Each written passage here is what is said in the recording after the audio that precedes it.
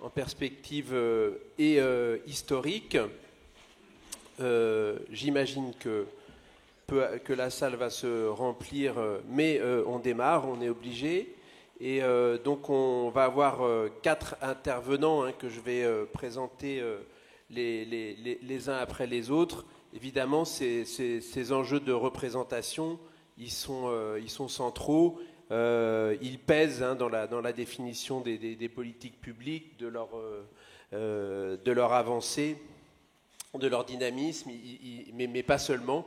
Ils pèsent aussi sur des enjeux thérapeutiques, des enjeux renvoyant à la situation des usagers et des usagers du système de santé.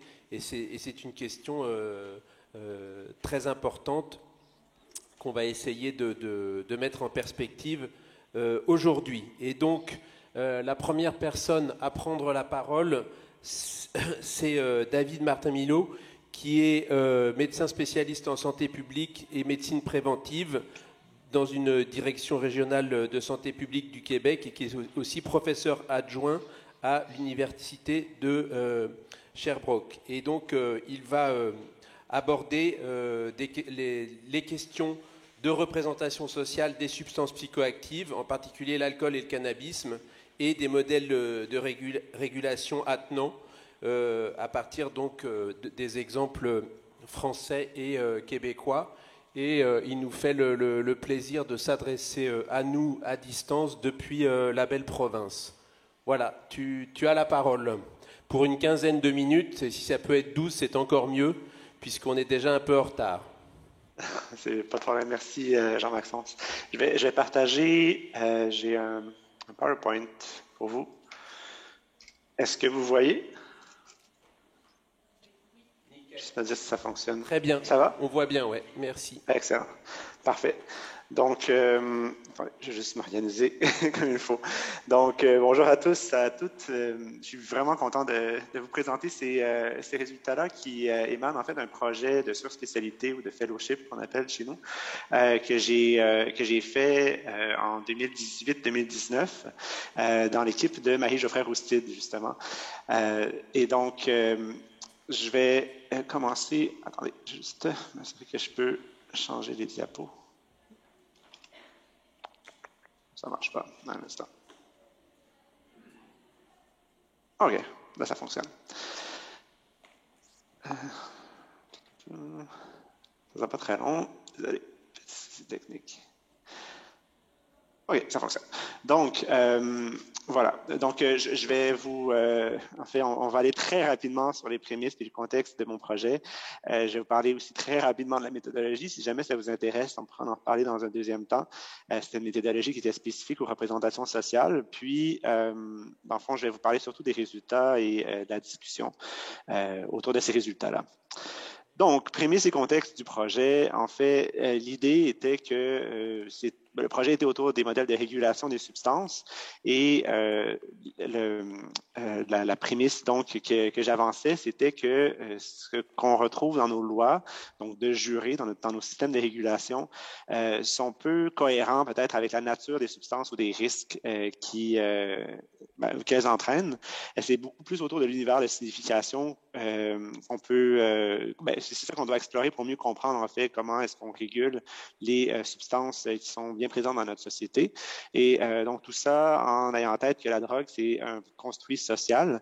On peut tester cette hypothèse-là par le simple fait que lorsqu'on demande ou qu'on dit à des gens que l'alcool est une drogue, alors là, les poils se hérissent sur les bras et on a des réactions qui sont parfois très forte à la chose.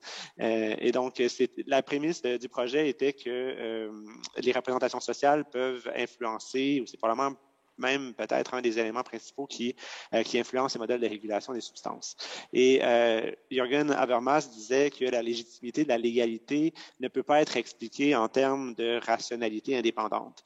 Et donc, ma réponse à moi à ça, c'était justement d'étudier les représentations sociales pour mieux comprendre comment se situaient différents modèles de régulation dans la société québécoise et la société française. Et un petit rappel d'une définition de Jodelet pour les représentations sociales. Donc, ce sont des systèmes d'interprétation qui régissent notre relation au monde et aux autres, qui orientent, organisent les conduites et les communications sociales. Les représentations sociales sont des phénomènes cognitifs engageant l'appartenance sociale des individus, très important, on y revient tout à l'heure, par l'intériorisation de pratiques et d'expériences, de modèles, de conduite et de pensée. Donc, ma question de recherche était comment est-ce que les représentations sociales des modèles de régulation des substances psychoactives influencent les politiques publiques qui encadrent ces substances. Donc, rapidement, la méthodologie que j'ai utilisée, c'est une méthodologie avec un devis qualitatif. Il est tôt au Québec, hein? Et avec un paradigme constructiviste, donc comme quoi les personnes construisent la réalité qui les entoure. Et la méthode de collecte que j'ai utilisée est une méthode de collecte qui est reconnue dans l'étude des représentations sociales. Je suis allé voir les experts des représentations sociales au Québec pour voir justement comment est-ce qu'on pouvait analyser tout ça. Et j'ai donc fait des entretiens et un certain exercice que je vais vous présenter juste après auprès d'acteurs stratégiques impliqués directement ou indirectement dans le développement de politiques publiques sur les substances et les personnes qui sont affectées par celles-ci. Donc, je voulais vraiment comprendre un peu comment est-ce que les personnes qui ont des leviers pour faire changer les choses réfléchissent à ces modèles de régulation-là. Qu'est-ce qui les bloque peut-être dans un changement de paradigme? Mon échantillonnage était non probabiliste, c'était par convenance et on est vraiment allé chercher, à partir quand même d'une théorie des coalitions, des personnes donc qui ont des leviers d'influence, comme je vous le disais, par rapport aux décisions qui sont prises autour des modèles de régulation, donc des représentants du gouvernement actuels ou passés, des professionnels de la santé ou de la santé publique, des représentants d'associations professionnelles ou de plaidoyer, des chercheurs, chercheuses et des représentants d'usagers de substances psychoactives et de leurs familles. Donc, comment j'ai procédé avec ces personnes-là? C'était en deux temps. Tout d'abord, la méthodologie plus spécifique aux représentations sociales était de créer une carte associative et une hiérarchisation des concepts. En gros, je leur demandais de me dire à quoi leur faisait penser tel modèle de régulation, quels sont les 3 premiers mots qui vous viennent en tête. Par exemple, les 2 modèles de régulation que j'ai utilisés, et avec des termes très québécois qu'on a dû adapter dans le contexte français, donc celui de la légalisation du cannabis à des fins récréatives et celui de la décriminalisation, le terme qu'on va adapter, de toutes les substances psychoactives. Donc, c'était les 2 concepts pour lesquels je demandais aux gens, dites-moi c'est quoi les premiers mots qui vous viennent en tête. Et ensuite, à partir de ces premiers mots-là, en les jumelant au modèle de régulation, je leur demandais légalisation du cannabis et vous m'avez dit tel mot. Ensuite, quels sont les 3 prochains mots, à quoi ça vous fait penser, cette dyade de 2 termes-là. Et c'est comme ça que j'ai pu aller chercher 12 concepts, 12 mots, que par un autre exercice par la suite, j'ai demandé aux personnes d'hiérarchiser, donc de mettre en ordre de quel concept était le plus caractéristique, selon eux, au modèle de régulation. Donc, de les mettre en ordre pour voir quels étaient les 3 premiers concepts qui émergeaient de ça. Et à partir de ces 3 premiers concepts-là et les discussions qu'on a eues, parce que je leur demandais pourquoi est-ce que vous avez écrit tel mot, on a lancé un entretien semi-dirigé, donc qui a été quand même adapté à l'univers conceptuel des individus que je rencontrais, mais aussi avec des questions qui étaient plus standardisées, disons, pour l'ensemble des participants. J'ai fait des analyses donc qualitatives avec l'exercice sur les représentations sociales, avec les 3 premiers mots, des regroupements thématiques. Je vais vous présenter ça juste après. Puis les entretiens semi-dirigés, donc avec des méthodes d'analyse visuelle, la catégorisation selon les concepts et les sous-concepts, une analyse thématique avec des thèmes émergents, des regroupements. Un a alimenté l'autre. Vraiment, c'est une méthodologie ultra intéressante pour ceux qui sont plus calés métaux. Là, on pourra en reparler. J'ai beaucoup appris, puis ça m'a permis d'approfondir finalement ma compréhension des représentations sociales. Malheureusement, comme le disait Jean-Maxence, heureusement pour moi, je suis un médecin en santé publique, mais malheureusement, il y a eu la COVID qui est arrivée et donc j'ai été mobilisé à 100% et je suis toujours là depuis fin février 2020. Et donc, les analyses ont dû être cessées. Je les ai reprises en vitesse grand V il y a 2 semaines et demie environ pour pouvoir vous présenter quelque chose aujourd'hui. Mais malheureusement, il y avait un effort de validation qui devait être réalisé, qui n'a pas encore pu être fait, mais qui, je l'espère, pourra être fait là, pour le bien de ce projet-là, puis surtout des résultats qui en émergent parce que c'est vraiment très intéressant ce qui en est ressorti. Donc, on plonge rapidement dans les résultats et la discussion. Donc, je vais vous épargner en fait le plan, vous allez le voir au fur et à mesure. Donc, c'était des entretiens qui ont lieu entre juin 2018 et juin 2019 en France, au Québec. J'en ai aussi fait au Royaume-Uni, mais je n'ai pas inclus ça dans les analyses aujourd'hui. Et donc, au Québec, j'ai pu avoir 13 participants. Vous voyez la répartition en fonction des différentes catégories. Je suis allé chercher vraiment une diversification au niveau de l'âge, du genre, des catégories professionnelles, etc. Et en France, il y a eu 15 participants, dont 11 ont pu faire l'exercice des représentations sociales. Ils prenaient un certain temps, donc c'est pour ça qu'il y en a certains qui n'en avaient pas beaucoup de temps. Donc, on a sauté cette partie-là. Donc, grand tableau ici, je vous explique, en fait, je vous conduis un peu dans tout ça.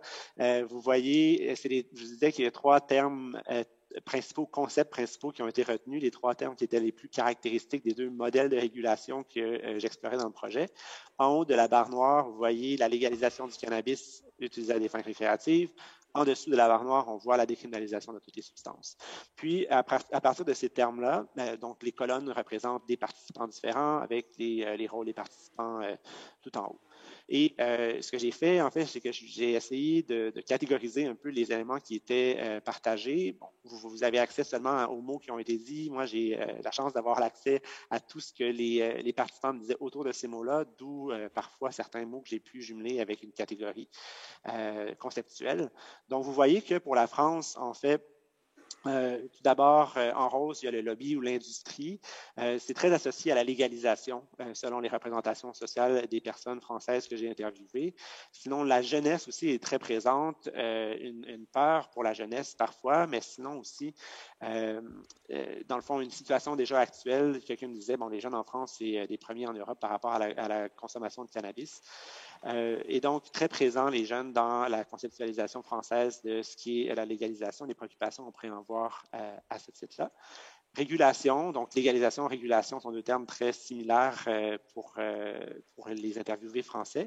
Puis, le concept de stigma de discrimination était plus présent quand on parlait de décriminalisation des substances. Souvent, comme la décriminalisation est un moyen de diminuer le stigma ou la discrimination. Puis, la réduction des risques et des méfaits, même chose aussi très associée à la décriminalisation. Au Québec, vous voyez tout d'abord beaucoup moins de rose, beaucoup moins de jaune. Donc, on associe moins la catégorie conceptuelle de lobby ou d'industrie au modèle de régulation qui était étudié dans le projet. Même chose pour la jeunesse, n'est pas présente en fait, du moins dans les 3 premiers éléments conceptuels liés aux 2 modèles de régulation. Mais les concepts de régulation sont très présents pour la légalisation. Et encore une fois, en fond, le stigma de discrimination est très présent pour ce qui est de la décriminalisation. Et vous voyez que le concept de réduction des risques, des méfaits et de prévention sont très, très présents dans les 2 modèles. Donc, les gens, quand ils pensent à une alternative à la prohibition actuelle, ils pensent beaucoup en termes de réduction des méfaits et des risques. Il faut faire attention quand même aussi, c'est des individus, les compositions là, du pool de participants en France et au Québec était différent. Donc, il faut éviter le piège de dire il y a plus de personnes qui pensent à la réduction des risques chez nous au Québec que chez vous en France. C'est simplement, en fait, une mise en bouche, disons, là, des représentations sociales qu'on peut se faire dans ces 2 pays-là. Rapidement, en fait, en termes de substances, ce qu'on voyait, c'était que, parce que j'ai analysé les modèles, mais aussi certaines substances plus spécifiquement, pour l'alcool, il y a une acceptation, une valorisation d'un produit culturel socialisé. Quand j'ai pas mis de petit drapeau, en fait, c'est que c'était autant au Québec qu'en France. Et je ne vous apprendrai rien à savoir que l'alcool est partiellement en France pour le vin, partiellement au Québec pour les bières de microbrasserie. L'alcool est un produit identitaire, et donc, de par le fait que c'est un produit identitaire, ne peut pas être inclus dans une représentation sociale de drogue qui a une représentation sociale très négative. Et tout ça a un impact sur la régulation. Donc, une régulation qui devient alors peut-être ramollie, plus laxiste. Entre autres, on me parlait d'accès à l'alcool chez les jeunes en France qui était accepté ou du moins toléré. Difficulté d'aborder sa régulation à cause de cette situation-là par rapport aux représentations sociales de drogue versus l'alcool qui est un produit identitaire. Puis, il y a des sphères d'influence qui sont bien exploitées par le lobby, les médias, l'espace politique pour les intérêts viticoles ou encore l'espace économique avec les principaux, en fait, l'alcool étant comme un des principaux produits d'exportation. Mais c'est un problème de santé publique reconnu quand même autant pour les adultes que pour les jeunes. Tandis que pour le cannabis, on est dans une perception qui évolue avec une tension entre des identités multiples et uniques. Donc, une substance, mais qui peut être à la fois thérapeutique ou récréative, qui peut être à la fois du chanvre, qui peut être à la fois une substance psychoactive. Donc, ça crée une certaine tension et c'est à la fois un produit qui est lié à une culture populaire d'anticapitalisme ou de réaction à un système dans les années antérieures, il y a quelques décennies. C'est aussi un produit exotique en France très associé au groupe maghrébin, en fait, ou à l'ethnicité maghrébine, et donc qui est stigmatisable parce qu'il ne fait pas partie d'une culture ou identité populaire française. Pour ce qui est du cannabis comme étant un produit de culture populaire anticapitaliste, il y a un choc dans son insertion dans un régime capitaliste comme cela a pu être fait au Québec par la régulation avec un système de production qui justement alimente quand même le paradigme capitaliste. Il y a quand même une croissance, une insertion croissante dans les mœurs du cannabis parce qu'elle est omniprésente, elle est très disponible, on en parle de plus en plus également. Mais c'est aussi un problème de santé publique indubitable chez les jeunes, avec aussi une représentation du risque qui est non équilibrée. Parfois, on surestime le risque, parfois, on le sous-estime. Puis, il y a une représentation sociale du gateway drug, de la substance qui fait passer à d'autres substances plus forte, disons, qui est persistante même si elle a été mise de côté par les panels scientifiques. Donc, vous voyez, il y a certaines similarités, certaines distinctions, similarités en termes de perception de dangerosité ou d'usage socialisé ou problématique, mais des distinctions aussi par rapport au fait de la représentation sociale qui est positive pour l'alcool ou négative pour le cannabis, bien que ça change, et une divergence d'encadrement qui est inexplicable, voire même insensée, si basée simplement sur la notion de risque. L'encadrement actuel des substances est jugé comme étant inefficace, voire même contre-productif dans le régime actuel, avec des conséquences négatives qui sont connues. En France, ce qui ressortait beaucoup, c'était une attirance vers l'interdit aussi. Mais cet encadrement actuel-là s'inscrit dans une guerre aux drogues qui est toujours active parce qu'elle est alimentée justement par une symbolique qui l'a vu naître, mais dans laquelle il y a des fortes connotations ethnoculturelles qui se trouvent quand même aussi en France et au Québec, Amérique du Nord, États-Unis aussi. Qu'on mesure de par le simple fait de justement l'identité culturelle de la substance. Mais au Québec, on est capable de la mesurer aussi selon les données sociodémographiques et on voit que, entre autres, tout ce qui est interpellation ou emprisonnement pour possession simple de substances psychoactives, on a une grande surreprésentation de communautés qui viennent des Premières Nations autochtones ou encore des communautés qui viennent de minorités visibles. Et pour pouvoir garder le système actuel, il y a quand même un contrôle social qui est véhiculé par le fait qu'on présente le modèle actuel comme étant une mesure sanitaire. Donc, c'est véhiculé par les politiciens particulièrement. Mesure sanitaire, qui dit santé, dit maladie, et donc le consommateur devient automatiquement un malade. Et on s'inscrit donc dans une sorte de contrôle social de par le simple fait qu'on considère l'encadrement actuel de cette façon-là. Puis, il y a une perception de contrôle malgré un non-contrôle des substances psychoactives légales qui gagne justement à laisser une certaine inertie dans l'encadrement actuel. Et le mot qui ressortait beaucoup dans les analyses, c'était l'hypocrisie. Une hypocrisie à cause d'intolérance, de tolérance et d'interdiction qui sont simultanées par rapport au cannabis, justement, entre autres. Une différence entre ce que les décideurs pensent et disent. On a nommé Emmanuel Macron à quelques occasions et ses idées pré-élection. Une voix puissante des consommateurs d'une bourgeoisie qui ne souffre pas de la prohibition aussi. Les consommateurs, en fait, surtout, partageaient cela. Le traitement différent des comportements à risque, des substances psychoactives, mais aussi des usagers, puis une non-reconnaissance d'une application discriminatoire de la loi. Quand on est dans une non-loi ou dans un espace où que la loi n'est pas appliquée, c'est la liberté du dealer comme la liberté du policier qui opprime, mais c'est la loi qui protège. Et chez les décideurs, particulièrement français, on ne reconnaissait pas qu'il y avait une application discriminatoire de la loi actuelle parce qu'on ne la mesure pas et parce qu'on n'y croit pas, on attend d'avoir des preuves. Alors que pourtant, la nature même, par exemple, de la contravention délictuelle en fait, qui a été émise en France montre bien que les enjeux systémiques autour de l'application discriminatoire de l'encadrement des substances psychoactives n'est pas bien compris peut-être par les décideurs. Donc, changement de régulation, comment est-ce qu'on change le tout? Il y a une non-nécessité de changer la loi ou une nécessité de changer la loi. Non-nécessité parce que les études montrent une absence de corrélation entre le statut légal et la prévalence d'usage, mais aussi une inertie qui vient du fait qu'il y a plusieurs pratiques de facto, donc des pratiques dans les faits, qui ne sont pas inscrites dans la loi, qui sont mises de l'avant de façon urgente parce qu'on a besoin de réduire les méfaits, mais tout ça entraînerait peut-être une non-motivation à changer la loi parce que de toute façon, les conséquences sont déjà mitiguées par le contexte actuel. et les pratiques actuelles plutôt. Mais il y a une nécessité quand même de changer la loi parce que ça reste une mesure temporaire, une mesure qui n'est pas transformative. Donc, un changement de loi donc, permettrait une égalité de base ou un changement plus en profondeur sur des conséquences néfastes de la criminalisation. On peut penser entre autres au stigma ou la discrimination. Il y a d'autres avantages économiques, d'organisation d'accès aux substances, de simplification du déploiement de services de réduction des risques et des méfaits, et une cohérence scientifique. C'est un processus, selon plusieurs, qui est inévitable, qui est en cours de formalisation par la police, par les services juridiques aussi chez nous au Québec, mais également par les médecins qui, de plus en plus, font de la prescription d'approvisionnement sécuritaire ou qui vont pousser beaucoup justement le cadre législatif de nos substances. Rapidement, en fait, je vais seulement vous partager l'égalisation du cannabis à des fins récréatives. Donc, en France, on parlait plus de régulation, qui était une mesure sociale d'abord, mais aussi de santé publique, et qui présentait certains risques à la santé publique à garder en tête quand même, et donc s'inscrirait dans un changement de paradigme pour créer un environnement d'intervention plutôt un environnement de non-intervention comme celui actuel ou de non-dialogue, et créerait ainsi une certaine paix sociale. Bien sûr, en gardant en tête que ce n'est pas un modèle qui est parfait non plus, mais c'est un modèle, attention, pour lequel on peut être capable du pire comme du meilleur, donc à double tranchant.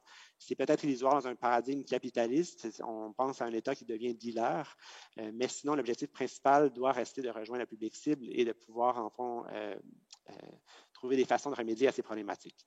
Je vais vous amener rapidement à la décriminalisation de toutes les substances, donc qui est considérée comme étant une solution réelle ou partielle, ou une utopie, ou peut-être une étape, donc qui permettrait de rétablir la justice et l'autonomie par la réduction des risques et des méfaits. Vous l'avez vu dans la présentation des représentations sociales que je vous ai faites tout à l'heure. Vraiment, il y a une association forte entre la décriminalisation et la réduction des risques et des méfaits, d'où l'application de facto actuelle. C'est une solution qui est jugée par certains comme étant partielle, non transformative, qui ne règle pas les problèmes à leur source, et fortement associée au Portugal, alors qu'il y a d'autres modèles qui sont peu connus et associés à une représentation d'un manque de données possible par rapport à une justification légitime du modèle de décriminalisation dans l'espace scientifique. Et donc, une ambiguïté qui aussi se questionne à savoir quel modèle, est-ce qu'on veut une décriminalisation ou une dépénalisation qui est complète ou non, ou de facto, est-ce qu'on est correct avec cette idée-là.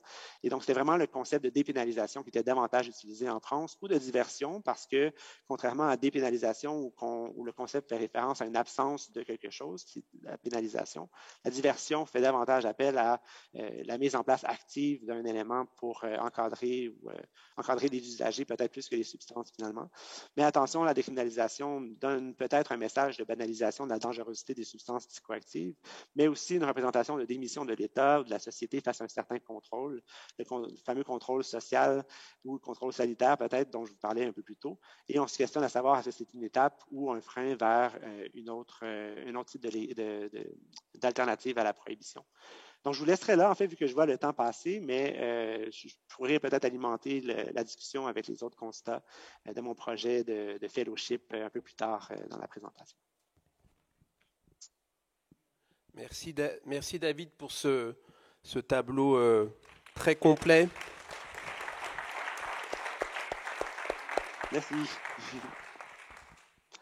Je crois que tu as bien montré l'intérêt de cette notion de représentation sociale qui permet de mettre à distance les positions, de voir comment elles s'articulent, et aussi comment la question des psychotropes et des toxicomanies croise d'autres représentations sociales. Tout ce que tu as dit sur les enjeux ethnoculturels, on voit que là, il y a des choses qui se croisent de façon intéressante, et puis comment elles entrent en compétition les unes avec les autres, y compris même pour servir quelquefois des buts identiques, mais de points de vue très, très différents, comme par exemple l'évolution de la législation.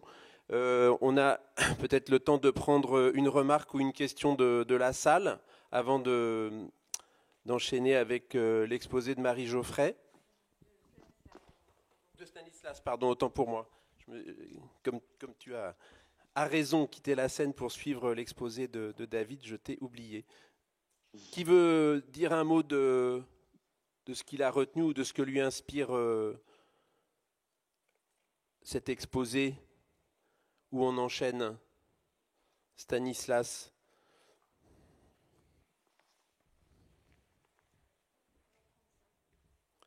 Alors, Stanislas Spilka est responsable du pôle enquête et analyse statistique de l'OFDT et rattaché au Centre de recherche en épidémiologie et santé des populations de l'INSERM. Et tu vas aborder la question de la perception des drogues en France à partir des données EROP. Tu as la parole pour une quinzaine de minutes. Oui, normalement j'ai une présentation. Là, voilà. D'accord, merci. Alors, déjà je suis très heureux, j'interviens régulièrement aux journées de la FEDE pour présenter des enquêtes d'épidémiologie des usages. Peut-être certains d'entre vous ont entendu parler d'enquêtes auprès des adolescents comme ENCLAS, ESCAPAD, HBSC ou ESPAD qui présentent un état des niveaux d'usage dans la population. Ce sont de grosses enquêtes statistiques rigoureuses. Et là, aujourd'hui, c'est plutôt rare. Je vais vous présenter une enquête qui est menée à l'Observatoire et qui est un petit peu particulière, qui rentre dans ce qu'on pourrait appeler les enquêtes, les sondages d'opinion.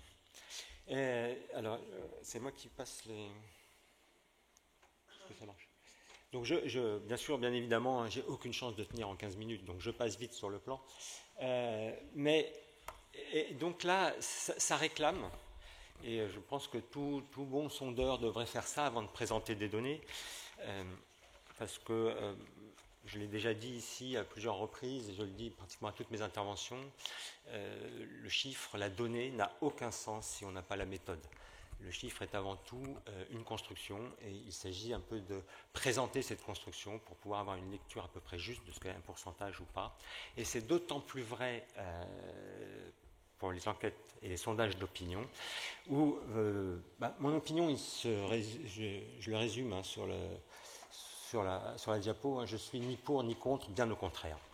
Et je voudrais simplement, c'est vrai que quotidiennement, on a des sondages d'opinion, voire 2, 3 par jour, et puis là, on va rentrer dans une zone de turbulence avec, dès le début, dès janvier 2022, là, les sondages d'opinion, ça va y aller.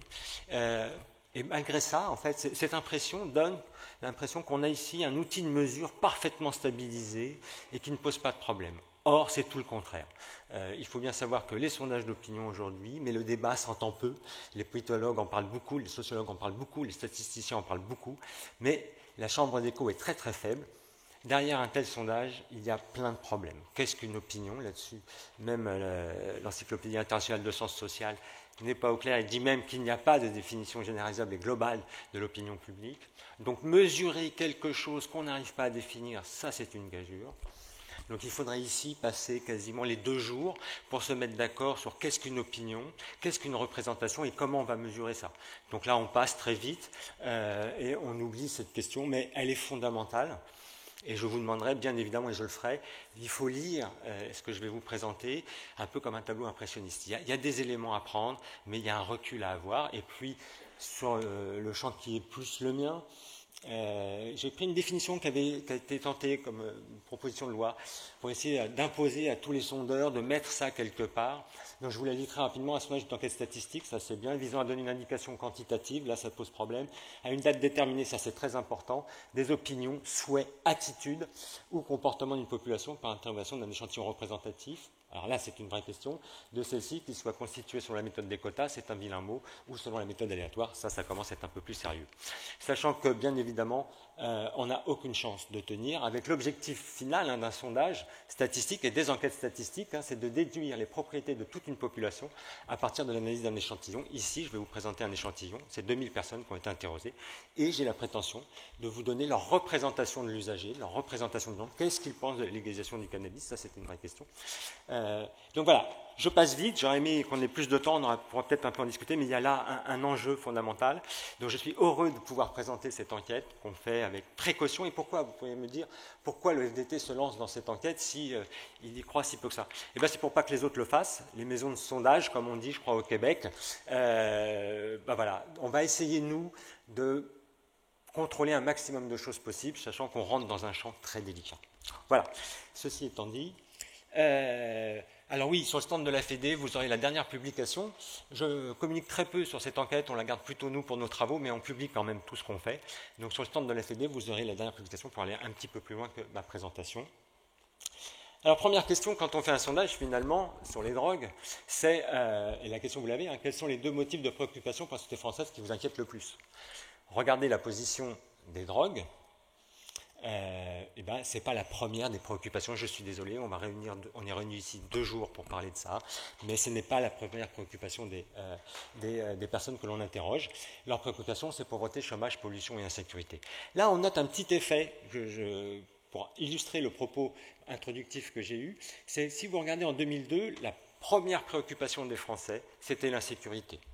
On a eu d'autres enquêtes entre 2002 et 2018, j'ai choisi différentes dates en fonction de ce que je voulais dire, je me manipule un petit peu, mais l'insécurité n'est jamais ressortie comme première préoccupation dans toutes les enquêtes, sauf en 2002.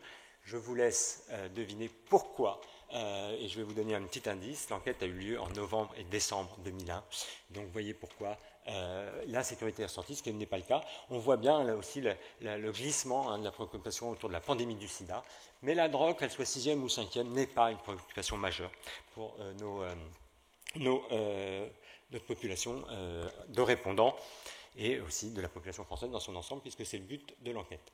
Ensuite, un autre élément qui est intéressant, c'est de rapidement, puisqu'on va parler de drogue, la deuxième question, c'est finalement, qu'est-ce que vous connaissez comme drogue? Alors ici, si je vous interrogeais, on ne s'en sortirait pas. Je suis face à des spécialistes, vous allez me faire une liste à l'après-vert, mais nos répondants, la moyenne de personnes qu'on interroge, vous nous en donnez 3 ou 4. Le cannabis, historiquement, depuis 1999, première enquête. Vous avez les dates des différents exercices, ce qui vous montre, ça mesure l'hésitation à refaire l'exercice, en fait, les délais entre deux dates. Donc le cannabis, bon là, bien identifié comme une drogue. La cocaïne qui progresse quand même nettement, alors c'est toujours compliqué, les progressions, les comparaisons dans les enquêtes de sondage. Dans les enquêtes statistiques, c'est compliqué, mais dans les enquêtes de sondage et d'opinion, c'est encore plus compliqué. Mais quand même, on voit que la cocaïne, aujourd'hui, est plus souvent citée comme une drogue que précédemment. L'héroïne, elle est toujours là, présente, la moitié de la population cite l'héroïne, on pense bien à l'héroïne, et les ecstasy et alcool, tabac, quand même, c'est cité, si. Et ce qui est intéressant, c'est que je voulais rappeler les dernières données, alors celles-là, c'est des données en dur, elles sont importantes, les niveaux d'usage dans l'année en 2017 de la population adulte. 11% avaient fumé du cannabis dans l'année, 1,6 de la cocaïne, héroïne 0,2, LSD 0,4, ecstasy 0,1. Donc ça, c'est des drogues. Et on voit un peu la notoriété. Elle suit à peu près cette prévalence, cette diffusion dans la population. Je vous ai mis un point d'interrogation sur alcool et tabac. Quelle est la part des personnes qui ont bu de l'alcool dans l'année? 90%, du tabac. Vous savez que c'est en baisse, mais on est encore à 1 personne sur 3. Mais ce n'est pas cité en première intention comme une drogue. C'est intéressant à noter et c'est constant. Alors, là, un des enjeux de cette enquête, ce n'est pas d'interroger la population sur sa connaissance, parce que là, vous seriez extrêmement surpris, et c'est normal, ils ne sont pas experts, ils n'ont pas toute l'information, mais d'aller chercher des représentations, comment ils voient les choses, alors que, bien évidemment, avant qu'on leur pose la question, ils ne savaient même pas que la question existait, donc la réponse, mais on essaye quand même un petit peu, donc là, on a 99-2018. Ce qui est intéressant, en fait, ce qu'on regarde, c'est quelles perceptions ont les personnes sur la dangerosité perçue des différents produits qui sont cités, et on parle de l'expérimentation, c'est ce qui va nous intéresser. Sans surprise, vous avez un gros groupe, héroïne, cocaïne, d'où l'expérimentation est perçue comme un danger manifeste et évident. Et ça ne bouge pas vraiment, en 20 ans ça n'a pas bougé. Est-ce qu'ils ont tort? On pourra en discuter. Le cannabis, finalement, bon, c'est dangereux la première fois, peut-être un peu, beaucoup passionnément. Et puis, tabac ou alcool, il ne se passe pas grand-chose, si ce n'est pour le tabac. On voit là l'effet quand même des politiques publiques menées depuis 20 ans, avec la dénormalisation. On a quand même une progression nette. L'alcool, ça va doucement. On ne pense pas que le premier verre, qui a lieu à l'âge de 10-11 ans, soit vraiment dangereux. Donc voilà comment, et le jamais dangereux, alors bon, l'alcool est vraiment très rarement dangereux, alors que les autres, et même l'héroïne, d'ailleurs la cocaïne, certains répondants considèrent qu'il n'y a pas de danger à son usage. Alors ensuite, je passe vite, vous me dites, est-ce que je peux accélérer encore plus? Là, ce qui est intéressant, c'est d'aller dans les représentations. Quelle image on a de l'usager de cannabis? Alors bien évidemment, je le dis tout de suite, c'est sans surprise, c'est votre. Là, ce que ça mesure, c'est votre distance à l'usager. C'est une façon de voir à quel point il y a une proximité qui existe ou pas, puisque soit vous n'avez, et on va le voir, jamais rencontré d'usager, et alors dire à quoi ressemble un usager que vous n'avez jamais rencontré, c'est compliqué. Mais en tous les cas, on pose quand même la question. Et puis, pourquoi je n'ai pas de perspective depuis 1999 ou 2012? C'est parce que jusqu'à présent, les questions qu'on posait, c'était principalement des questions, celles du bas. Ceux qui consomment le font à cause de problèmes familiaux, des personnes malades, des personnes qui manquent de volonté, des personnes dangereuses pour l'entourage. Et puis quand même en 2018, on s'est dit, mais est-ce qu'on ne peut pas avoir une vision un peu plus positive de l'usager? Alors on a rajouté 2 questions. Alors c'est pas simple quand même de caractériser. C'est là où on revient sur mes questions de départ, finalement. Comment caractériser, parce que c'est fermé tout ça. C'est malheureusement, contrairement à ce que nous a été présenté avant, on n'est pas dans un discours ouvert, on peut laisser la personne un petit peu aller plus loin, et Marie va aussi évoquer ces questions-là. Là, c'est fermé. Hein. Vous n'avez pas le choix que de répondre à autre chose qu'agréable, à vivre, détendu et cool. En tout cas, là, ce qu'on voit, c'est qu'on a une perception mitigée, si vous me l'accordez, et elle est d'autant plus mitigée, mais plutôt positive, si je vous mets les représentations liées à la cocaïne.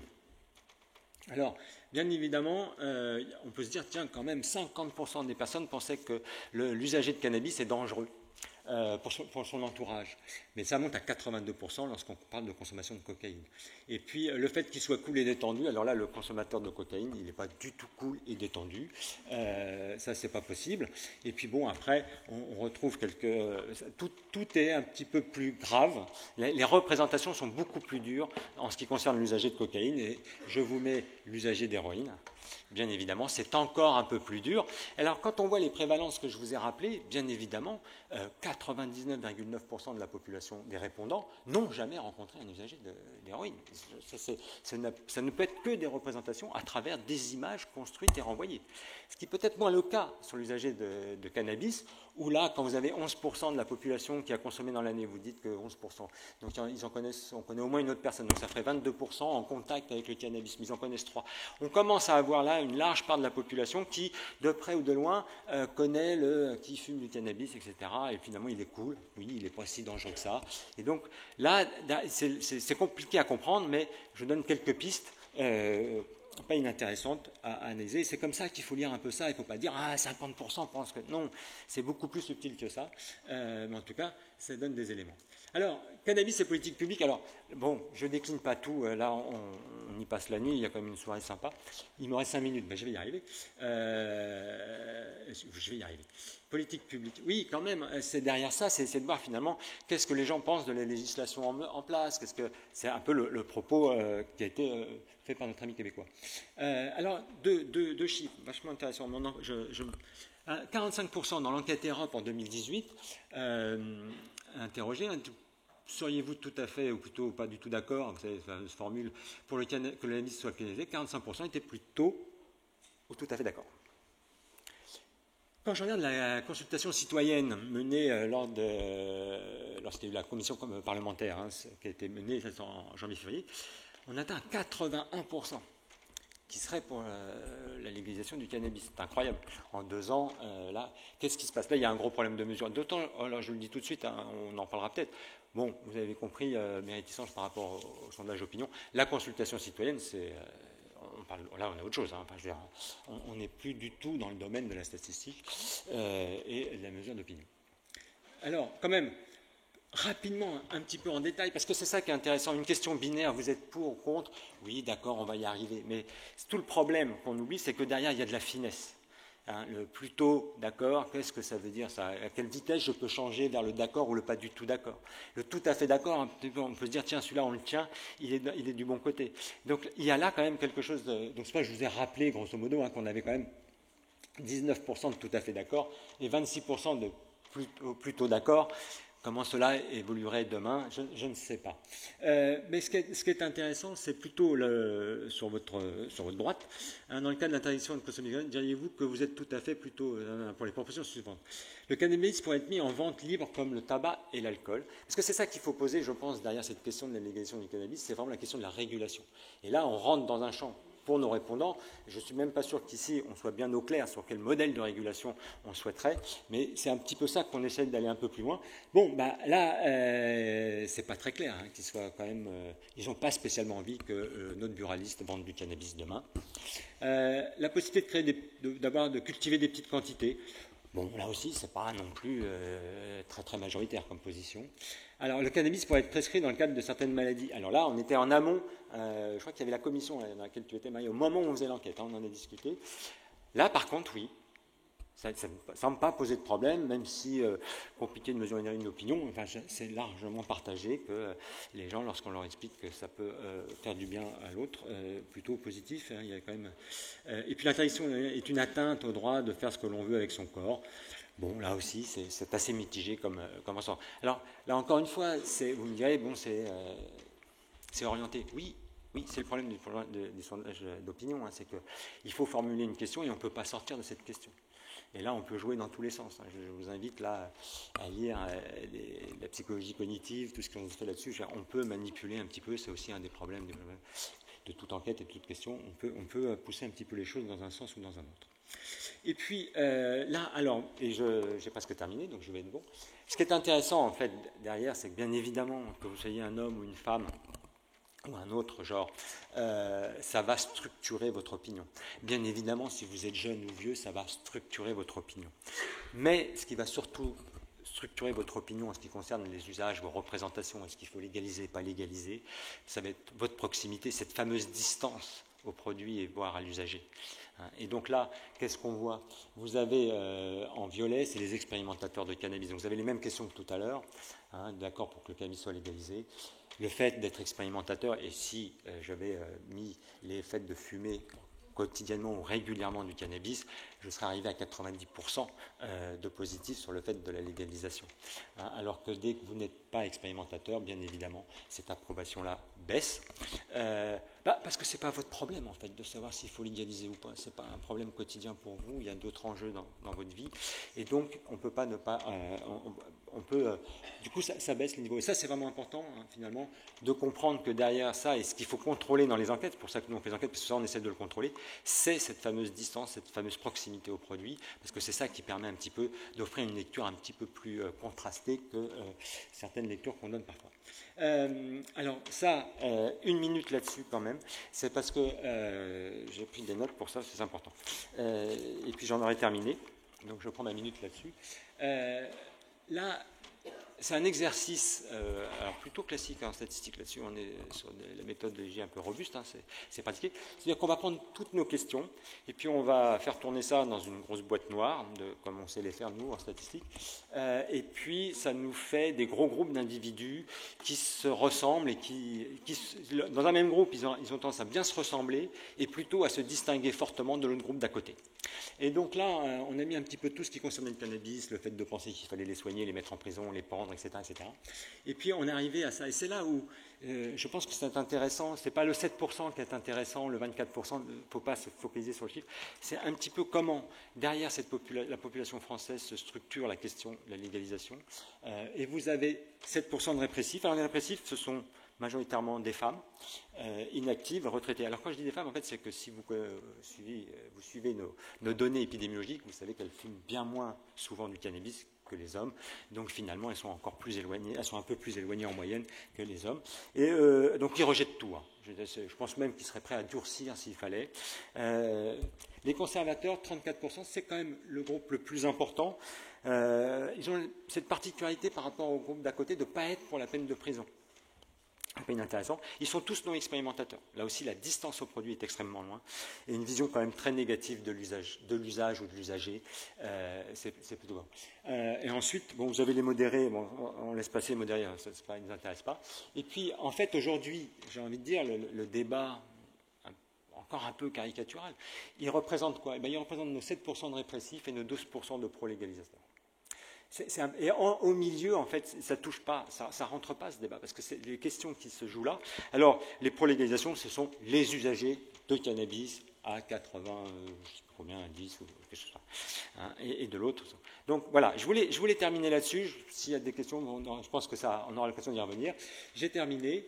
Et la suite, parce que c'est ça aussi, là on a parlé du cannabis, je pourrais parler bien évidemment à travers l'enquête des fameuses salles de consommation à moindre risque. Vous pensez bien qu'on a posé la question. Mais Marie en parlera bien mieux que moi parce qu'elle a aussi d'autres éléments à apporter. Je vous remercie.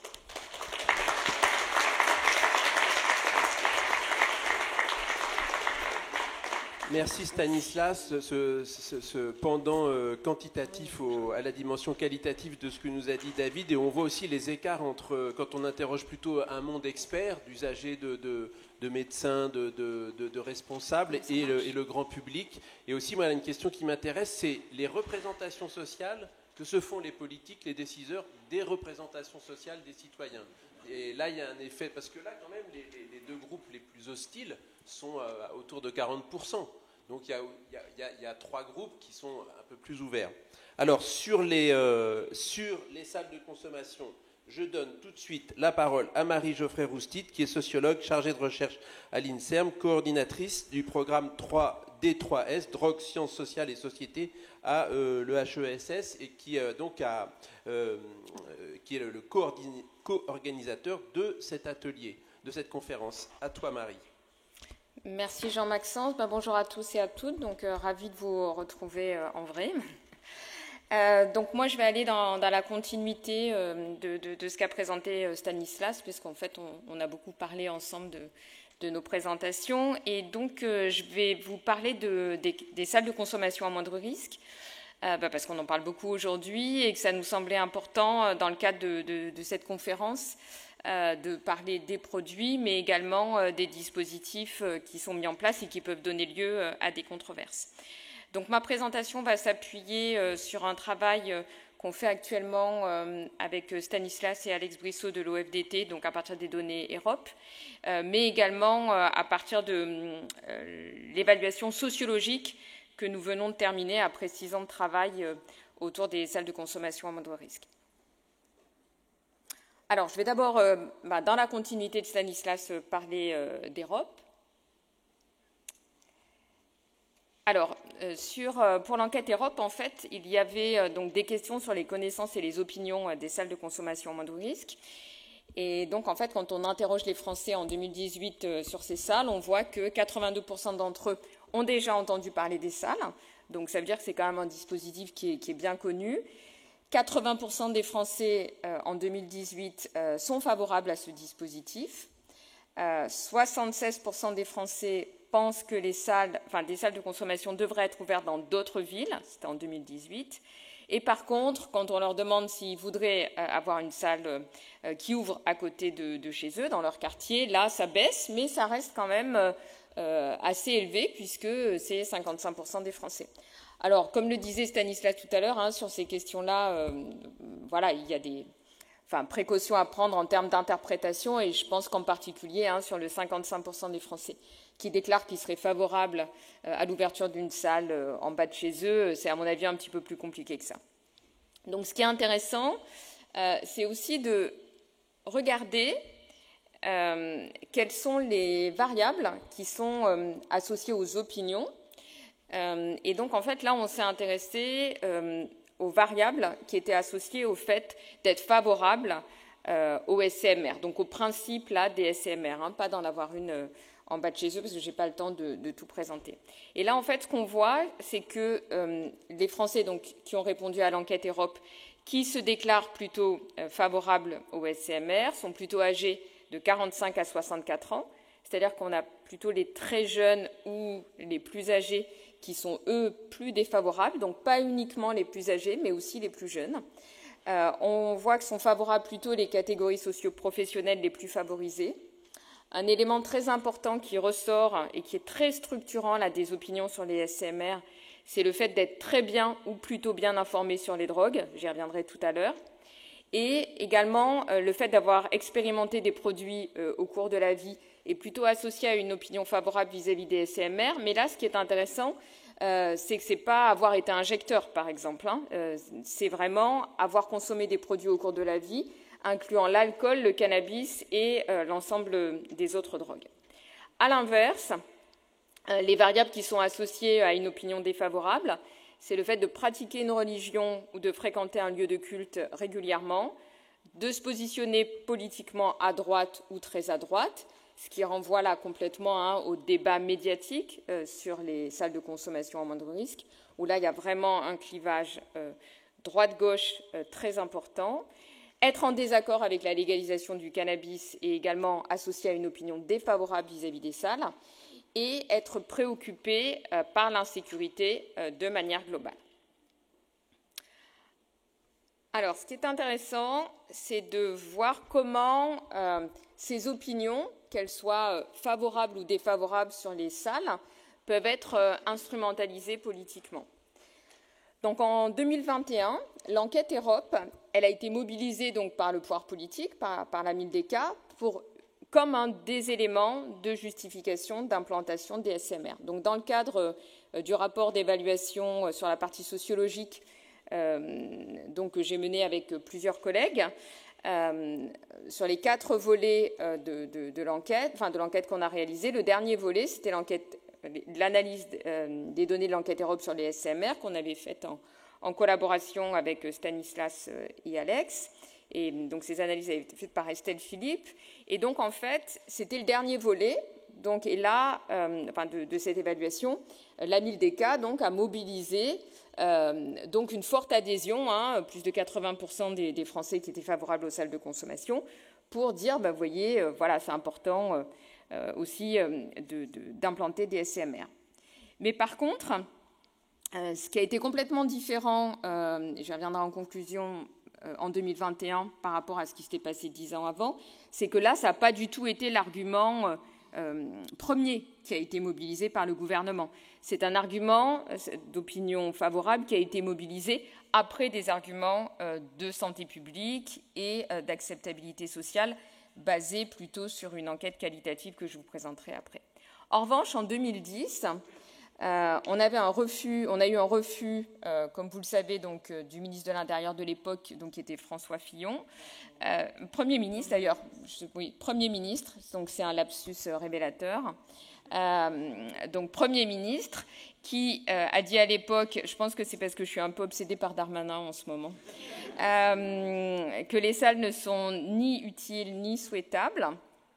Et donc, en fait, ces données ont été instrumentalisées parce que le gouvernement à l'époque a beaucoup mobilisé, alors Stanislas qui était pour rien, les données de l'enquête Europe de l'OFDT en disant, vous voyez, 72%, donc en 2000, c'était les données de 2000, non, c'était en 2010, donc ça devait être les données de la précédente enquête, d'une précédente enquête, où 72% des Français étaient présentés comme étant défavorables au SCMR, alors que dans le même temps, à l'INSERM, on avait mené une enquête qui montrait qui s'appelle l'enquête KABP, avec la même méthodologie, mais pas la même formulation de questions, je vais y revenir, que 66% des Français étaient favorables au SCMR. Et donc, en fait, là, on retrouve encore une question méthodologique dans la structuration des opinions. C'est que la formulation de l'enquête Europe de la question de l'enquête Europe était la suivante. Pour prévenir les risques pour la santé, certains pensent qu'il faudrait mettre à disposition des consommateurs d'héroïne des locaux et du matériel spécial pour qu'ils puissent s'injecter leur propre drogue. Êtes-vous tout à fait d'accord, plutôt pas d'accord, ou plutôt pas du tout d'accord, alors que la formulation de KABP était « Dans certains pays d'Europe, il existe des lieux médicalisés où les toxicomanes peuvent s'injecter des drogues dans des conditions d'hygiène satisfaisantes afin de limiter la transmission du virus du sida et des hépatites. Seriez-vous favorable à ce que de tels lieux existent en France ?» Donc, aucune des formulations n'est meilleure que l'autre, mais par contre, ce qu'on voit, c'est que, en fait, la deuxième formulation explicite que ces salles, elles existent ailleurs, que c'est des lieux médicalisés, que ça permet donc de limiter la transmission du VIH et des hépatites. Et donc, ce qui est intéressant par rapport à ce qu'on voyait tout à l'heure, c'est qu'en fait, en posant la question avec la deuxième formulation, on augmente le niveau de connaissance des Français sur cette question-là. Et quand on leur donne les moyens de comprendre à quoi servent les salles, là, ils y sont plutôt favorables. Alors, donc je vais passer maintenant à une analyse, en tout cas, de l'acceptabilité sociale des SCMR à partir d'autres méthodes, puisque, comme le disait Stanislas tout à l'heure, la structuration des opinions, donc c'est quelque chose d'important, mais parfois c'est intéressant également de pouvoir travailler plus en profondeur. Alors, soit nous, là, on a fait une analyse de la presse que je vais vous présenter rapidement, soit par le biais de méthodes qualitatives.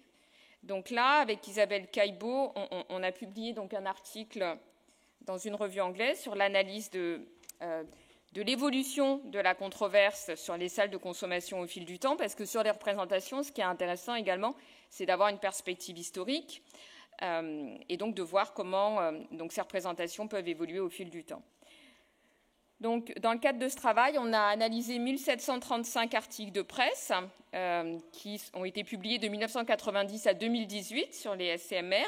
Et donc, ce qui est intéressant, c'est de voir que le débat sur les SCMR, il était quasi inexistant dans la presse avant 2009, donc avant l'expertise collective INSERM, donc qui avait rendu donc un avis sur le fait d'expérimenter les salles, et puis avant également une très forte mobilisation collective autour des salles qui a eu lieu à la même période, et puisque la quasi-totalité des articles sont parus à partir de 2010. Et donc ce qu'on peut voir dans le débat médiatique sur les SCMR, c'est que contrairement à ce qu'on avait pu observer dans les années 80 sur l'accès aux seringues ou l'accès à la méthadone, il y a un consensus chez les professionnels de santé et de réduction des risques qui sont quasiment tous en faveur des SCMR dans le débat médiatique.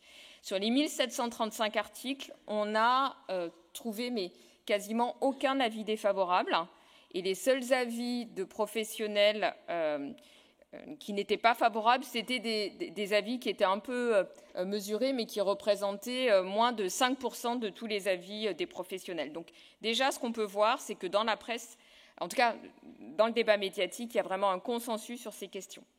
Dans la sphère politique, là en revanche, sur les SCMR, il y a vraiment une distinction droite-gauche qui est très très forte et qui est tout à fait cohérente avec ce qu'on a pu voir dans l'enquête Europe, puisqu'on a des opposants politiques qui se situent plutôt à droite, qui considèrent que les SCMR sont un déni de responsabilité individuelle, qu'elles ont un coût financier trop élevé, que c'est une forme de prosélytisme par rapport à la jeunesse et que que ça permet de renoncer à l'idéal d'une société sans drogue.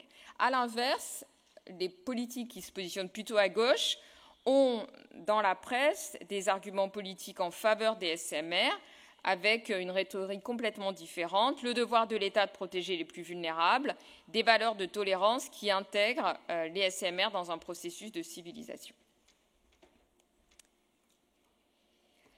Alors, ce qu'on voit également dans le cadre du débat médiatique, c'est qu'en fait, il y a très peu d'opposition de principe, par exemple, chez les riverains, au sujet des SCMR, et pourtant, les médias vont avoir tendance à valoriser la parole des riverains qui sont opposés à ces salles. Et donc, en fait, les médias, sur la question des salles de consommation à moindre risque, vont réduire l'opposition des riverains au phénomène NIMBY, vont mobiliser plutôt un registre de sécurité et d'ordre public, avec, là j'ai pris un extrait d'article, une volonté de dramatisation de la part des médias qui donnent la parole le plus souvent aux mêmes riverains, avec une mise en scène de la violence aussi dans certains médias locaux. Et en fait, ce qu'on a pu voir, et ça je pourrais y revenir en discussion parce qu'il ne me reste plus beaucoup de temps, c'est que le traitement médiatique qui a été fait et qui a encore fait, même s'il y a une petite évolution depuis quelques mois, de la SCMR, est en décalage complet avec les entretiens que nous avons réalisés dans le cadre de la recherche. J'ai réalisé à peu près 80 entretiens avec des riverains, où là, on avait des positionnements beaucoup plus variés que ceux qu'on observait dans les médias, avec, en revanche, une politisation également des discours des riverains, avec des arguments qui étaient totalement cohérents avec l'opposition droite-gauche, en fonction des riverains qui étaient favorables ou défavorables aux salles. Ce qui est aussi très important à retenir, c'est qu'il y a une parole qui est complètement invisibilisée dans le débat public sur la question des SCMR, c'est celle des usagers de drogue, puisqu'on les entend 5 fois moins que les riverains, 20 fois moins que les politiques. Et en plus, quand on donne la parole à des usagers, pour la moitié des reportages qui étaient faits, c'était des reportages à l'étranger, donc c'était des riverains qui ne résidaient pas en France. Donc là, je vais juste vous montrer un petit Ah maman, je ne sais pas où il est. Je voulais vous montrer un petit graphique. Voilà, un petit graphique qui est très révélateur. Vous voyez la place du discours des usagers sur les SCMR dans la presse, tout en bas, tout là-bas, par rapport à la place qui est donnée aux acteurs politiques, par exemple. Donc il y a vraiment un décalage qui est extrêmement important. Alors, je n'ai pas le temps de détailler la partie des entretiens socio-anthropologiques. Je vais juste terminer par cette diapositive-là. C'est qu'en fait, comme je vous le disais, sur la partie socio-anthropologique, après j'aurai une diapo de conclusion, c'est qu'en fait, dans la presse, donc, il y a une mobilisation très forte donc, des discours d'opposition à la salle chez les riverains, même si, donc, comme je disais dans les entretiens qu'on a réalisés, on a des discours beaucoup plus variés, avec des riverains, par exemple, qui sont en faveur de la salle parce qu'ils expliquent qu'avant la mise en place des salles, ils ne savaient pas à qui s'adresser, et donc, en fait, ils étaient seuls face aux troubles à l'ordre public qui pouvaient exister, face à des usagers qui injectaient dans l'espace public, alors que maintenant, quand ils voient un usager injecté dans l'espace public, ils peuvent l'adresser à la salle, ils peuvent surtout téléphoner à des professionnels de la salle. Donc, en fait, on a plutôt, nous, dans la recherche, vu donc une grande partie des riverains qui étaient plutôt favorables à la salle, et donc ceux-là sont très peu visibles. Et surtout, ce que je voulais dire, c'est que pour les riverains, en tout cas, qui se positionnent en défaveur des salles de consommation à moindre risque, ce qu'on a pu voir dans l'analyse des entretiens, c'est qu'en fait, le positionnement pour-contre n'avait pas beaucoup de sens, parce qu'en fait, souvent, même les riverains qui se positionnent en apparence comme étant contre les salles de consommation, en fait, leur discours, il révèle des enjeux sociaux et politiques qui sont beaucoup plus larges. En fait, souvent, ils ne parlent pas véritablement... Enfin, quand ils parlent de la salle, ils parlent d'autre chose.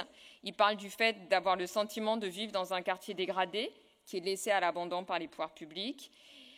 Ils ont le sentiment de vivre dans des zones de non-droit. Ils ont des difficultés à cohabiter avec différents publics, donc avec les usagers de drogue, mais aussi avec les migrants et avec les pauvres, de manière générale.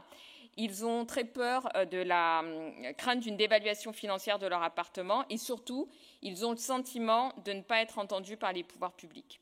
Donc, en fait, leur discours d'opposition à la salle révèle des enjeux qui sont beaucoup plus larges. Donc, en conclusion, ce qu'on peut dire, c'est qu'en fait, on voit qu'il peut y avoir une instrumentalisation politique donc des opinions et des représentations des drogues par le politique. On l'a vu quand on voit ce qui a pu se passer sur la mobilisation des sondages d'opinion. Donc, en 2010, la dimension acceptabilité sociale, qui était de dire les Français ne sont pas prêts, a été considérée comme étant supérieure à la santé publique et à la prise en compte des usagers de drogue. En 2021, l'opinion a également été mobilisée par le gouvernement pour justifier l'implantation des SCMR, mais après les arguments de santé publique. Donc ces données incitent à nous mettre en garde sur la tyrannie de l'opinion comme moteur de l'action publique et incitent à s'intéresser beaucoup plus aux expériences des différentes parties prenantes et aux significations, comme j'ai essayé de le montrer rapidement, associées aux représentations et aux peurs. Et donc, en fait, la comparaison de ces différents résultats d'enquête montre également que quand on délivre un message clair sur l'objectif de santé publique des SCMR, quand on élève le niveau d'information, là, au-delà même de ce qu'avait montré Stanislas, c'est-à-dire que au-delà même de l'expérience des drogues, là, il y a aussi la question d'élever le niveau d'information, on peut sensibiliser et convaincre sur l'intérêt de cette mesure. Et donc, il est important donc, de pouvoir faire évoluer les représentations des usagers dans la société, sortir des caricatures afin de favoriser le vivre avec les drogues et le vivre ensemble également. Et je pense, Charles va pouvoir nous en dire un mot maintenant, mais que les médias ont un rôle extrêmement important pour faire évoluer les représentations et l'acceptabilité de la réduction des risques en population générale. Je vous remercie.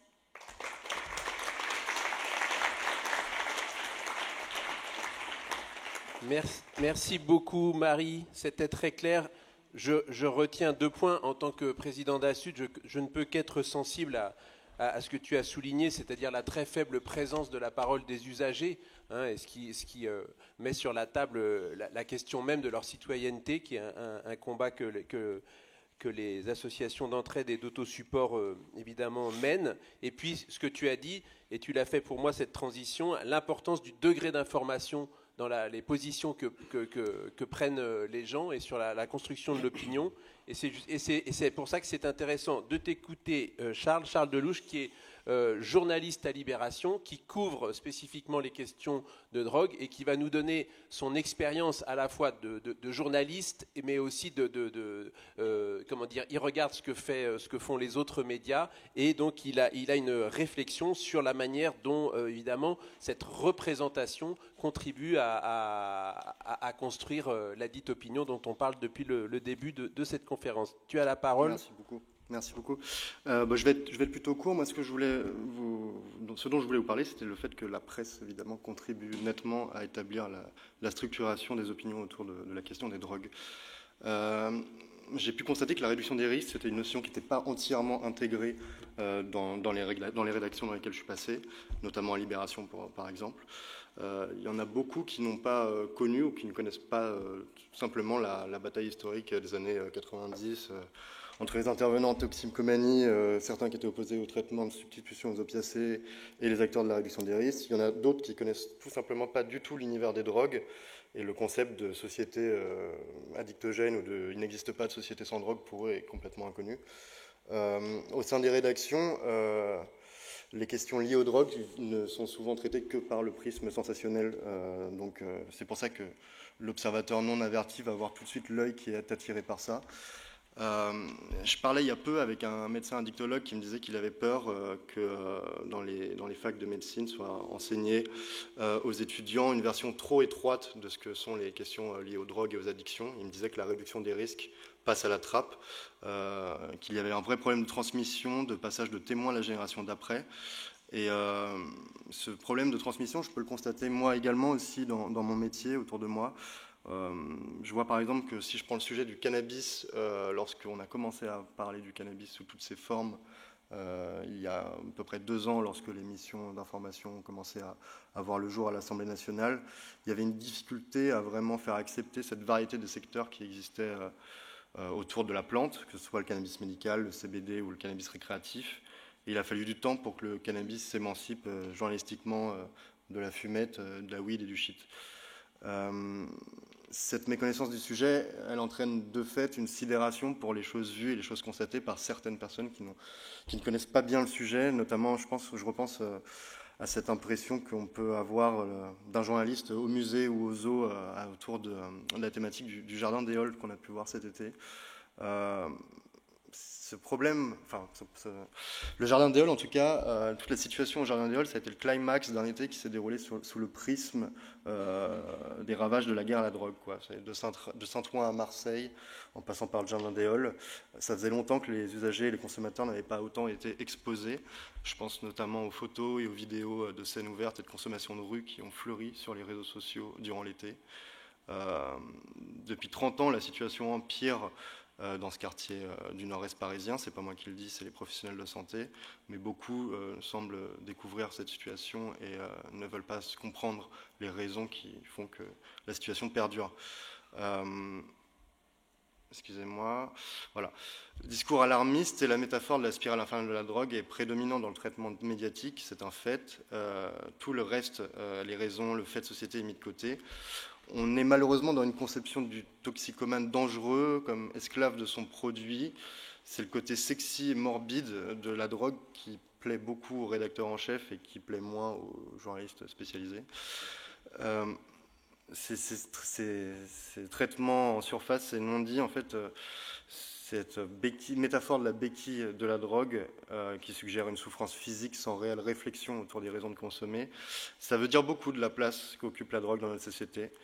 C'est un produit qui suscite des débats passionnés, mais la presse se focalise bien trop souvent sur les questions de dangerosité, d'illégalité, de sécurité, et balaye en fait les initiatives associatives, les travaux des professionnels de santé et même les progrès dans la recherche. Cette influence de la presse sur les perceptions de drogue commence avant tout, selon moi, par le langage.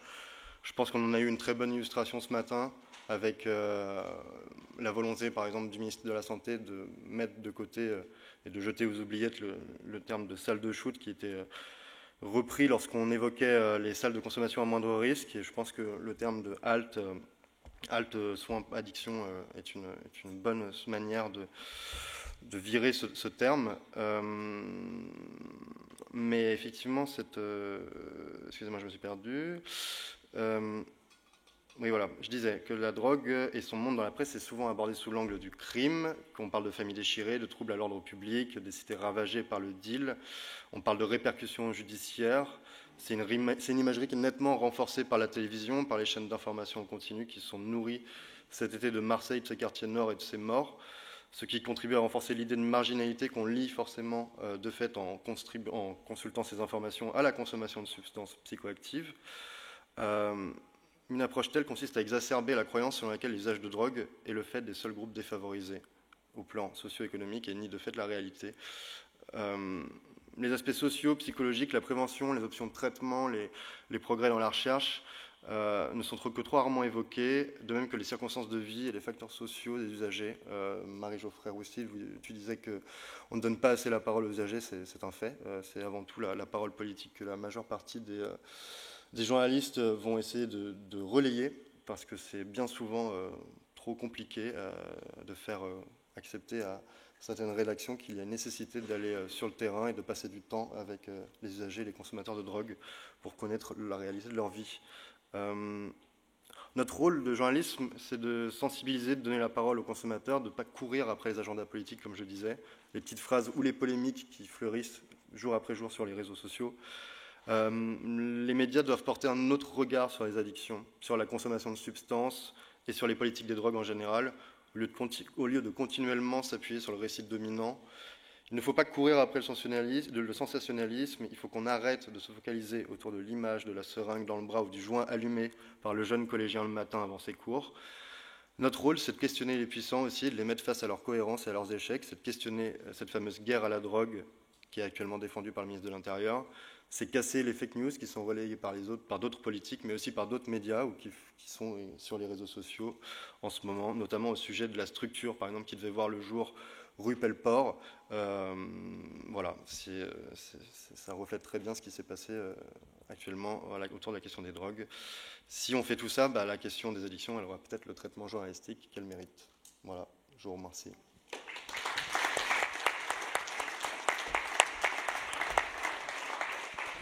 Merci Charles d'avoir mis la constitution journalistique au service de cette analyse très importante, très intéressante. Moi, tu as parlé d'une sorte de spectacle, hein, et moi, juste pour donner un élément de conclusion avant de laisser la parole à la salle, j'ai identifié, et c'est loin d'être exhaustif, mais pour moi, il y a 6 personnages qui reviennent, et là, je ne parle pas des situations réelles, mais vraiment pour le coup de la construction de personnages, et je veux les évoquer rapidement avec vous.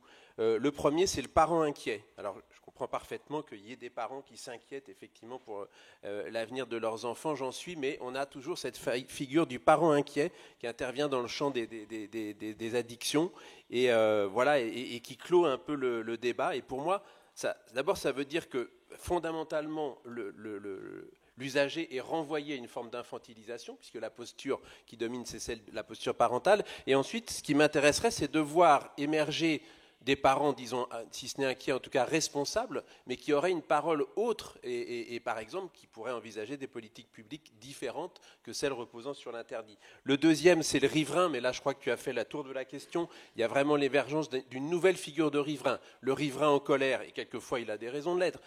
Il existe depuis longtemps. Il y a un riverain un peu plus éclairé, un peu plus humaniste qui surgit, et moi, je l'ai vu concrètement à travers des figures autour des halls, et ça c'est aussi intéressant. La troisième figure qui revient aussi, c'est la figure du repenti.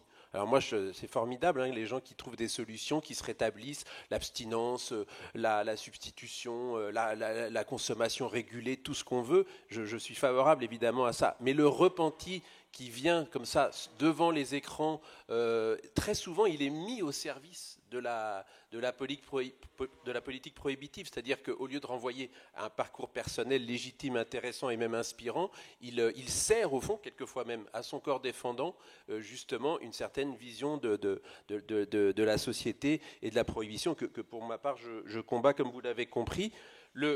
Le drogué, bon, ben là, il y a eu une accentuation de tous les traits. Hein, la séquence éole, c'est vraiment le mistigris, vous savez, c'est cette carte qu'on se refile, qu'on ne doit pas avoir dans son jeu.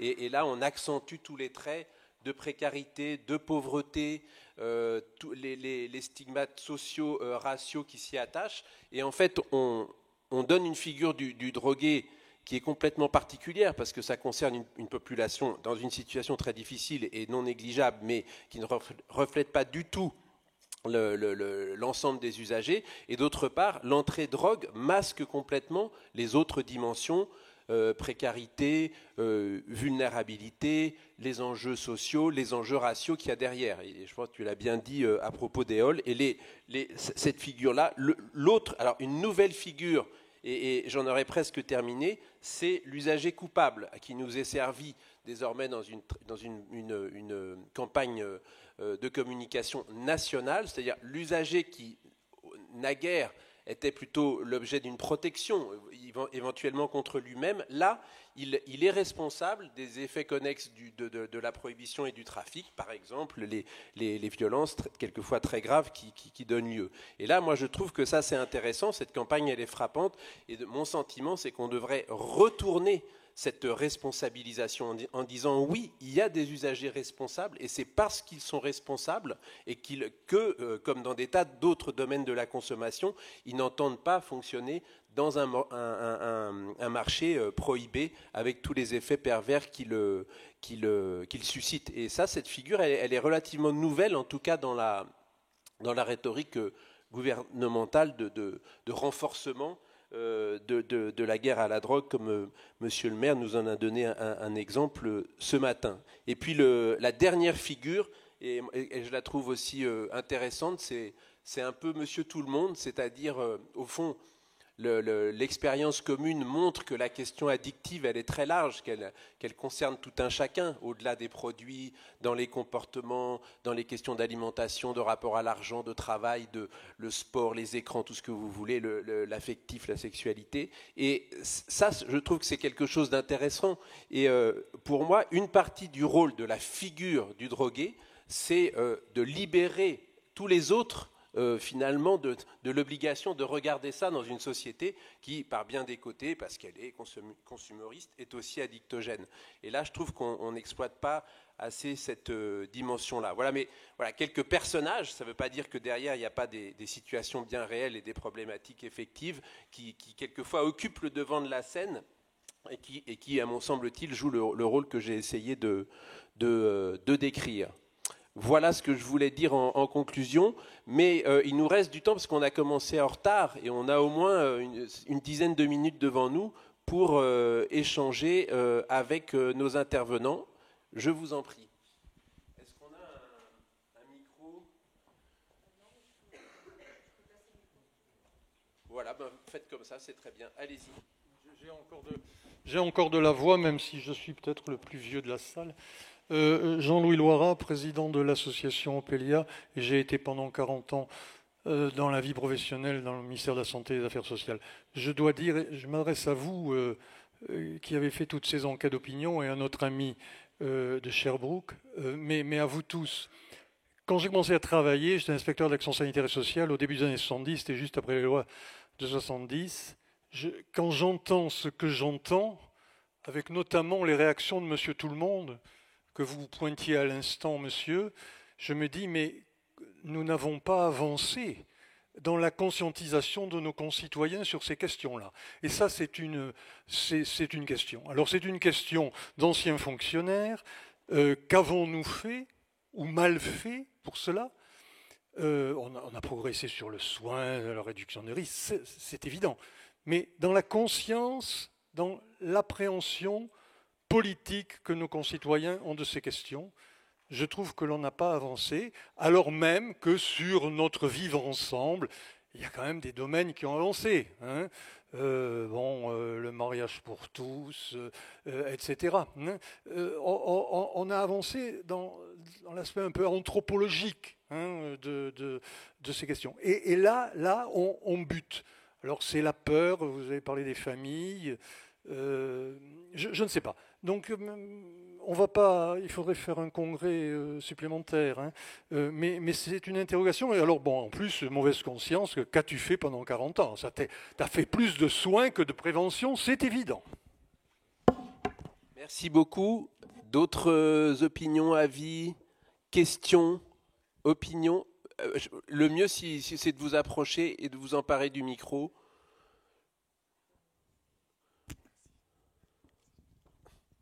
Bonjour, Renaud Delacroix, je suis un animateur dans un CARUD de l'association Aide à Paris. Moi, je ne vais pas t'en revenir sur la présentation de la population par rapport aux usagers de drogue. Juste un élément de débat, c'est sur, je trouve que moi, un truc qui, pour le coup, j'ai l'impression change récemment, c'est la représentation des usagers de drogue sur eux-mêmes. Moi, j'ai l'impression de voir arriver des gens qui ont une relation complètement décomplexée à leur consommation, en particulier chez des plus jeunes. Après, ça serait vraiment de l'impressionnisme, il n'y a pas des... Mais enfin, un rapport complètement décomplexé, avec donc le bon côté qu'il n'y a pas de déni, pour faire du soutien de l'accompagnement réduction des risques, ça passe crème, parce que les gens sont très disponibles à ça de tous les côtés. Que ce soit pour vraiment une discussion un peu profonde sur pourquoi, comment ils consomment, sur des aspects somatiques, sur les produits qui prennent l'analyse, tout ça, c'est super intéressant. Au moins, en tout cas, il n'y a pas de déni, apparemment. Après, il n'y a pas de limite non plus. Donc, des fois, quand même, oulala, putain, vu l'âge de la personne, 17-18 ans, vu tout ce qui s'envoie, quand même, il y a un moment donné, ça peut peut-être avoir des effets. Mais ce truc-là, je trouvais nouveau. Autant par plein d'aspects. C'est vrai qu'en plus, au niveau de nos gouvernances, c'est tellement pathétique le niveau que. Mais c'est pareil, il y a un durcissement, en particulier le discours d'Armanin et le discours de Macron, mais qui est un discours qui se mord la queue. C'est l'argument qu'ils ont pour condamner les usagers, d'ailleurs pas les usagers, mais les clients des dealers de cannabis, c'est qu'ils sont clients de dealers. C'est votre principale faute, c'est vous entretenez le crime organisé. Ils n'ont même plus d'arguments santé, bien-être, le cannabis c'est mal, ça rend les gens malheureux. Non, c'est juste vous entretenez le crime. Donc si on veut voir le verre à moitié plein de notre côté, on peut dire qu'ils arrivent vraiment au bout de leur argumentation, parce que ça vraiment, on arrive dans un truc complètement tautologique, mais tu ne peux pas en sortir. Mais une fois que tu en sors, tout s'effondre, quoi. Mais bon, après, vu la situation, je ne sais pas si c'est une bonne ou une mauvaise nouvelle, le fait qu'ils s'enfoncent dans des bêtises comme ça. Peut-être qu'on arrive au bout, mais peut-être que le bout, il peut durer longtemps. Donc bon, bref. Mais en revanche, je trouve le truc que j'ai l'impression, moi, change vraiment en ce moment, c'est pour beaucoup de consommateurs de drogue, un regard sur eux-mêmes qui est vachement différent. Ça m'avait déjà frappé il y a pas mal d'années dans un rapport même, alors qui est particulier, mais à la seringue. C'est-à-dire que la seringue, maintenant, il y a plein des usagers qui consomment par seringue. Il y a plein de visions différentes. Auparavant, la seringue, c'était quand même en général pas bon signe. C'était, tu deviens le vrai junkie, machin. Enfin bon. Maintenant, non, c'est une espèce, au contraire, de je médicalise ma consommation, je la maîtrise mieux. Enfin bon, en tout cas, c'est sans juger qu'ils ont raison ou tort, mais c'est assez frappant de voir des représentations que des consommateurs ont sur eux-mêmes. Je trouve qu'en ce moment, il y a des groupes de consommateurs, des consommateurs sur lesquels, en tout cas, le côté culpabilisation, qui est intrinsèque, alors complètement évacué. Ça n'a pas du tout pris sur eux. Et voilà, ça, je pense que c'est un élément quand même nouveau. Voilà. Merci. Est-ce qu'il y a d'autres personnes qui ont envie de réagir à ce que vient de dire Renaud sur cette question-là? On peut faire l'hypothèse, Renaud, que c'est aussi une avancée de la réduction des risques, d'une certaine manière. Et d'autres réactions par rapport à ça? Questions, opinions, avis? Est-ce que j'ai le micro là? Je peux le faire passer. Merci. Alors, moi, je ne suis pas du tout experte. Je suis plutôt dans la dimension politique, puisque je suis administratrice à Opelia. Et donc, je suis un petit peu en lien avec le XAPA des Ardennes, le XAPA 08. Et je me dis, vous n'avez pas du tout abordé la question du territoire. Et je me dis, dans les représentations, on a quand même quelque chose de cet ordre-là. C'est pas la même chose que de parler de Paris, de Paname, la grande ville, que du rural, que des petites communes ou des métropoles. Et je me demande si dans les représentations et dans tout ce qui est sondage, etc., il n'y a pas quelque chose à faire, à aller pointer sur la question des territoires. C'est quelque chose qui n'a pas été abordé, mais à mon avis, qui a beaucoup d'importance. Oui, vous avez tout à fait raison. Nous, c'est vrai que sur la SCMR, on a travaillé sur Paris. Mais peut-être que tu as... sur la question de la taille. Non, oui, on le montre à travers les usages, les pratiques. Il y a un enjeu à contrôler le territoire. On ne consomme pas obligatoirement pareil, les représentations ne sont pas les mêmes à Paris, à Marseille ou à Bourges. Alors je cherche une toute petite, minuscule ville rurale, mais je ne trouve pas. Je vous laisse. Non, il y a un enjeu, hein, mais ça, tout le monde est d'accord là-dessus. Mais alors c'est compliqué, en fait. C'est encore plus compliqué parce que faut choisir si vous êtes dans la méthode des entretiens. On a vu, c'est quand même celle qui permet d'aller plus loin dans qu'est-ce qu'une opinion. Bon, là, vous sentez bien que s'il vous faut à chaque fois un entretien un petit peu partout, il va falloir, ça va pas être simple. Et puis, c'est pas plus simple, même si on fait ça par téléphone, hein, parce que je l'ai pas dit, mais Europe, c'est une enquête qui se fait par téléphone. Alors ça, certes, on peut toucher tous les territoires, mais il va falloir avoir suffisamment de monde dans chaque territoire pour que, quand même, à un moment ou à un autre, on puisse donner sens à ce territoire. Et donc voilà, mais la question est très bonne. Enfin, c'est une variable associée aussi à la représentation, à l'usage, etc., à l'opinion, bien évidemment.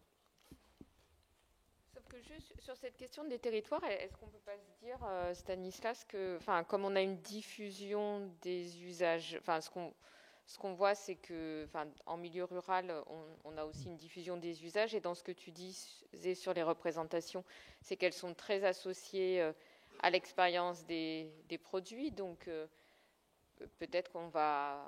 il faudrait faire une enquête effectivement avec des échantillons beaucoup plus gros, donc il faudrait plus d'argent, mais je me demande quand même si la diffusion des usages ne peut pas... et puis aussi l'évolution, avec le confinement, on a quand même beaucoup de Parisiens qui vont vivre en campagne, donc ça va faire évoluer les représentations. Ça sera... Voilà, un des effets du Covid. D'autres réactions ? Oui, on a encore un peu de temps. On peut encore discuter un tout petit peu. Ça vous laisse le temps d'un café avant la plénière de l'après-midi. Allez-y, lancez-vous.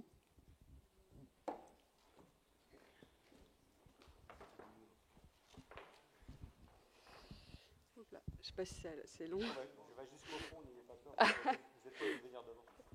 Bonjour, moi je m'appelle Marilène, je suis éducatrice spécialisée dans un CHU, CHRS, qui se trouve dans un petit pays qui est vraiment pas loin d'ici, le Luxembourg. Alors donc en termes de représentation sociale, vous pouvez y aller, je pense qu'on est